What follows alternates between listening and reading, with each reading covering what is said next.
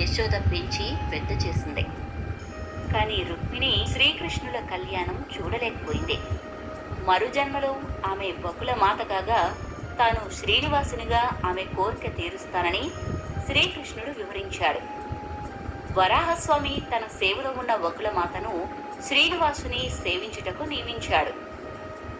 కొంతకాలం క్రిందట చంద్రవంశజుడైన ఆకాశరాజు తొండమండలాన్ని పాలించేవాడు.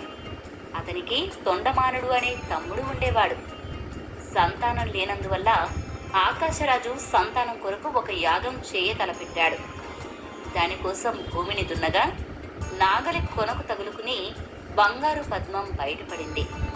అందులో ఒక అందమైన పాప ఉన్నది. యాగం ప్రారంభించకుండానే శిశువు లభించినందుకు రాజు సంతోషించాడు.